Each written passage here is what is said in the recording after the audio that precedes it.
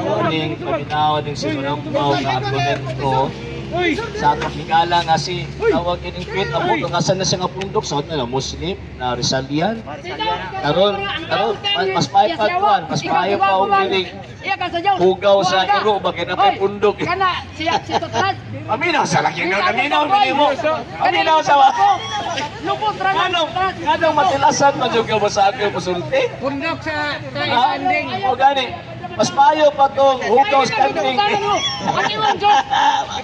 paminaw sa ang Diyos ano yung matay sa cross Nawara makita ni mo nga kuan ba makita ni mo nga tawag ining naagi diferensya ang iyang presentations nga naman sa hinungdan nga wala pa ganita tawag ini nakapresentar wala nagareklamo na di ba nasa gikot nga statement ni Dr. Jose Rizal kasi wala po niya pagtik daw kuno kay tukuan pagtik daw kuno kaayo to og research kay tawag ini universally accepted pero wa siya kabantay kasi Dr.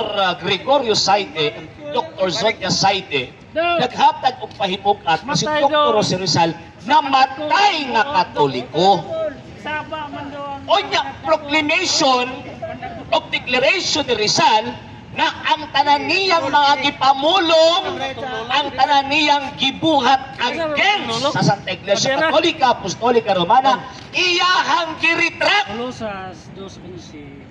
So, buti pasabot, katong gisot ni Rizal, buwan na ito'y piling. Itong gingon mo nga, atake niya sa pagtuwa Katoliko, buwan na ito'y piling. Ano man? Kay before his death, nahitabo ang retraction.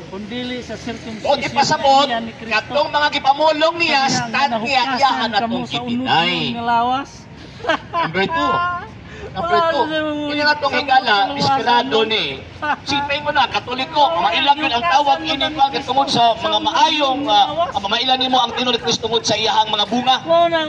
Kunya, ang iyang tanawon, katura mga padlungo mga Katoliko, pinapatay ang population sa Katoliko sa Pilipinas. Ang population sa Katoliko sa Pilipinas, 89 million Catholics. Ganon, ang question, pila makabuk palahubog ya? Professor. Pila magkabuok tawag ini mga padlungon niya? Basta sa park, duha. Diba? Interrospool. Dili man na Katoliko. So, yeah, palagi. Nga naman, kaya itanti ang mga padlungon sa Katoliko o tawag ining mga maayo, dili pakalabaw ang mga padlungon sa Katoliko sa mga maayong Katoliko. Porsyento sa Katoliko. Diba? Palahubog. Kung i-compare po niyo mo sa mga protestante sa Amerika, majority sa mga tao nga naa sa Amerika, puro po kitawag o protestante. So, majority po sa mga padlungon, puro protestante po. Dito sa kitawag Middle East, majority ang mga Muslim, majority po dito mga padlungon, mga Muslim po. Pero nga nung Katoliko lang maging ang iyang nakita. Nga naman, tungod sa hinungdan, nga sa iyang kasing-kasing o sa iyang kahuna-huna, na sa kaligod-god sa Katoliko, na gusto niyang bungkagon, gusto niyang gaoton, aron may sama niya nga saag. Nga nung gitawag og saag man, tanawa ra gudo, tungod sa iyang stand, wa si pundok ipasakupan. Di saag, di ba? Saag. O, matong ganina, mas maayo pang hugaw standing kinapay tapok. Ini wa man ni tapok ni di ba wa man ni tawag ini tapok don't worry I will give you time I will give you time for your questions don't worry wa man na lang sa ko kinibat na nako ibuhang tawag ini consulting. Number 3, ikaw ba niya concerning do sa mga fiesta? Nagmadog yung mga padlungon, nagsubok ang simbahan Katoliko nga sa diha mag-fiesta, maghubog-hubog mo? No. Ang paghubog-hubog, bisyo na. Ang paghubog, sa panahon nga mag-inom ka, dili man na bisyo. Kay even gani si Abraham, even gani si Isaac, basahon niyo mga Genesis, nahubog. Nga naman, kimiakto sila og fiesta. O sa manihimos fiesta? Sa mahimon, mukaon mo inom. Pero kung ang pag-inom o ang pagkaon, even ang simpleng pagkaon, imuhan ng pasubrahan, bisyo na na. Mabitaw na ang salang ang gluttony, di ba? Karang pagpasulabi sa kaugalingon. Kung maghubog-hubog ka, bisyo na na. Wala nagibawal sa Biblia. Pero ang pag-inom kung mahubog ka, di man nagibawal. Wala nagibawal pa sa di lang ka mubuhat daotan. Ano sa kamang kamahitabo, kamahimong daotan? Kung naka sa tawag ini nga, gitawag ko ka ng sa espiritu sa ilim nun. Actually, di man ko mutuwa na nga kanay bitong tungod kay nasa espiritu sa ilimnon. Apan ka, nawag kining dautan na kano. Kinaiya kinas tao. Ngayon sa man, bisan pag di na siya mahubog, kung dautan na siya, dautan yun na. Kaya mga naghimog mga krimen, nga mahubog, nakahimog mga krimen. Naapay pastoy, nga tawag ini ng luko sa iyahang anak. Naapay tawag ini nga mga membro aning mga pareha ning Pastor Rotoy. o nang hilabot og tawag ini mga babae nga ana ba?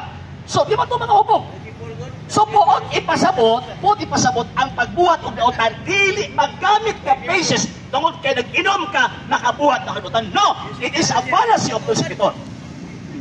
Again, mahimo lang ng dautan kung imuon nimo ng bisyo. Usa ka dako. Sa pista, mga Katoliko nga na magpista man. Nga naman, 17 G's, sumala pa na gano'n sa Kristo, kay pinaagi kanila gipasidunggan ako. Kung nagipasidunggan na mo ang mga santos, nga naman, kay direkta na ang Kristo eh. Muna pa sa Davao City. Kung ako ang gipasidunggan ang Chief of Staff, sama na itong gipasidunggan ang Mayor. Sama po na ang Ginoong Kristo kung gipasidunggan ang mga apostol, gipasidunggan ang tawag in Kristo mismo. E ang problema lang, kaya muna-una ni katong higala, ilang ay kini, apil po ni Paul, nangapas mo ba? Nangapas mo man. Kaya ilang muna-una, basta pasidunggan sa mga saptos, ribulto itong gipasidunggan. Wrong! Absolutely wrong! Nga naman, tungkol kay maghatag ng pagpasidungog, dili na pwede ipahantang sa butang kung dili. Dito sa responsableng irepresentahan ni anang butang. Sama ba sa ribultong Rizal o Bonifacio? Pag-abot sa National Heroes Day, o sa mahimuon sa mga sundalo, o sa mahimuon sa mga daguan sunat, pagbitbit nagbulak ng abto na sa ribulto, ni Rizal o sa mga heroes. Musaludo, kasi may kasaluduhan ang ribulto? No! Ang kasaluduhan, si Rizal, si Bonifacio o ang mga heroes, nga naman kay mauman ang gihabtag ng mando sa gobyerno. Pero nakatubang sa ribulto, tawag ang ribulto, mao ka na ang nag-represent sa responsableng ilang gisaluduhan. Gets di mo? Get? Muna ba nga, usay magkatawa ko kay, galat-galat, pastilan. Kamaya, bagit ninyo tawag ini panabot, ay. Kamay kayo magtawag ini panabot o maon. Sige, ato nang tawato ng iyang pangutana. Sa hindi pa po nakapag-follow sa mga pages po natin, i-follow nyo po yung mga pages po natin, RJ Horolanciano II, TV Apolia Punto Argumento page, Kuya Apologies TV page, and RJ's Vlog 2022. And pwede rin po kayo mag-send po dyan ng Facebook stars. And also, sa ating po mga channels, sa hindi po nakapag-subscribe, subscribe po ninyo yung mga channels natin, The Lay Catholic, Apologies International Official, RJ Sano II TV, Kuya Apologies TV, and Barrio Kawayan Religious Forum.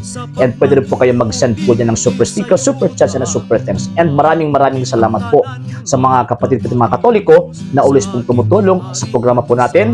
Maraming salamat po. Nang dahil po sa tulong at suporta po ninyo, ang programa pong ito, until now, andito pa rin po sa social media.